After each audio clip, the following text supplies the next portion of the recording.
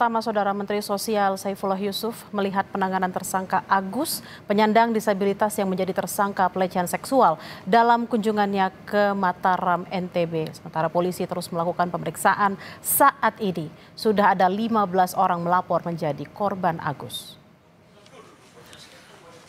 Mensos Saifullah Yusuf menyimak proses kolaborasi yang dilakukan Komite Disabilitas Daerah dan Polda NTB dalam menangani tersangka Agus yang merupakan penyandang disabilitas. Mensos meninjau fasilitas dan penanganan bagi tersangka difabel. Sementara polisi memperpanjang status tahanan rumah Agus 40 hari ke depan untuk memperlancar penanganan kasus. Butuhkan apa, kursi roda atau mungkin juga fasilitas-fasilitas lain seperti toiletnya segala macam itu kan memerlukan layanan khusus.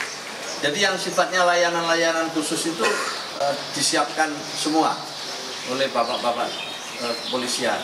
Ini penting sekali. Jadi sehingga ketika Mas Agus misalnya yang diperiksa memang dalam keadaan tidak tertekan, dalam keadaan nyaman, sehingga dia siap diperiksa karena hak-haknya sudah dipenuhi. Jadi sampai saat ini pemeriksaan masih tetap berjalan dan hari ini juga tersangka didampingi dengan pengacara yang baru hari ini dan sudah kita terima surat kuasa pendampingan dari pengacara yang baru. Itu aja karena pemeriksaan belum selesai. Masih tahap proses pemeriksaan sampai saat ini. Karena saat ini untuk fasilitas kita juga belum memenuhi, jadi kita memperhatikan hak tetap pelaku, kita lakukan penahanan rumah dan itu sudah kita perpanjang 40 hari ke depan untuk di tahanan rumah. Pemuda disabilitas yang menjadi tersangka Iwayan Agus Suartama alias Agus membantah melakukan pelecehan seksual.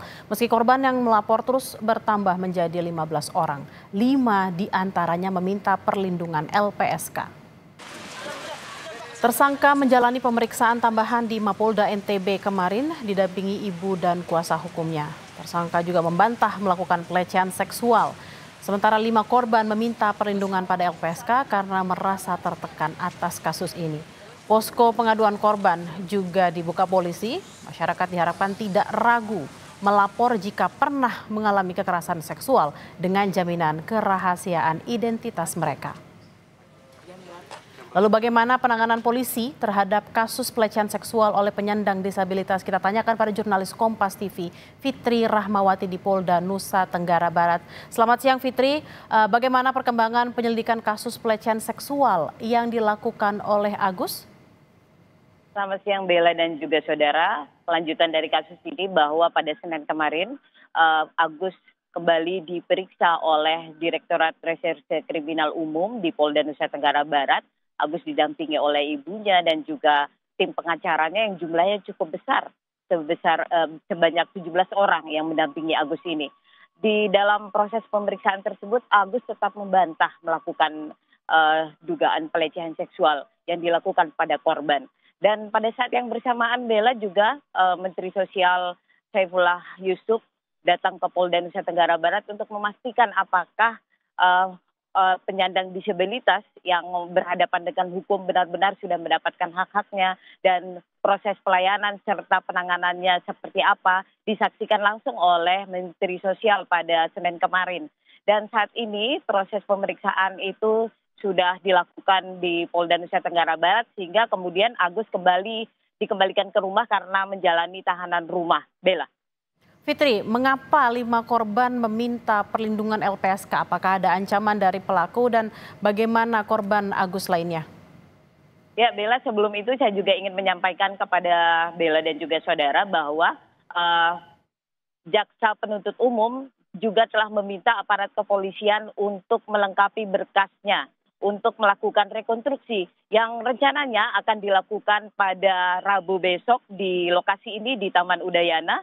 Karena Jaksa Penuntut Umum ingin kasus tersebut mendapat kepastian yang jelas bahwa rekonstruksi peristiwanya seperti apa sehingga nanti bisa langsung berkas tersebut diproses menjadi P21 sehingga bisa langsung disidangkan. Dan untuk peristiwa kenapa 5 orang korban melapor ke LPSK, mereka beralasan bahwa saat ini masih mengalami trauma dan juga khawatir, juga rasa takut dan kemudian juga khawatir mereka mendapat tekanan dari pihak-pihak yang membela tersangka Agus ini. Sehingga pihak pendamping langsung memberikan saran dan mendampingi mereka untuk melakukan permintaan perlindungan ke LPSK agar mereka juga merasa nyaman dalam menangani kasus ini. Karena dalam proses penanganan kasus ini para korban juga tetap memantau kelanjutan atau kasus ini seperti apa. Dan mereka juga meskipun sudah mematikan atau menutup media sosialnya tetap mendapatkan informasi dari orang-orang terdekat mereka terkait kasus ini. Sehingga pada saat ini para korban sebanyak 5 orang meminta perlindungan dari LPSK agar mereka merasakan ketenangan dan juga bisa menghadapi kasus yang melibatkan mereka dan melibatkan tersangka Agus ini. Dan juga pada saat kemarin Bella, Menteri Sosial juga memastikan bahwa perlindungan terhadap para korban akan tetap menjadi prioritas utama. Bella. Fitri, apakah ada keterangan rekonstruksi besok akan dihadiri juga oleh Agus? Ini ada dua pendapat bahwa Agus akan menghadiri dihadirkan dalam rekonstruksi tersebut. Namun juga aparat kepolisian belum memastikan apakah nanti Agus akan dihadirkan pada saat rekonstruksi pada Rabu besok ini. Masih dalam proses diskusi yang mereka lakukan tetap dengan Komite Disabilitas Daerah karena hak-hak Agus sebagai penyandang disabilitas ini juga harus dipenuhi dan ini tetap akan dilakukan koordinasi serta diskusi dengan pihak Komite Disabilitas Daerah ini dengan aparat kepolisian apakah nanti tersangka Agus akan dihadirkan dalam rekonstruksi yang akan dilakukan di Taman Udayana pada besok pagi. Bella. Baik, kita akan nantikan bersama seperti apa perkembangan dari dugaan kekerasan seksual yang dilakukan oleh pemuda disabilitas. Terima kasih Fitri Rahmawati langsung dari Polda Nusa Tenggara Barat. Selamat bertugas kembali.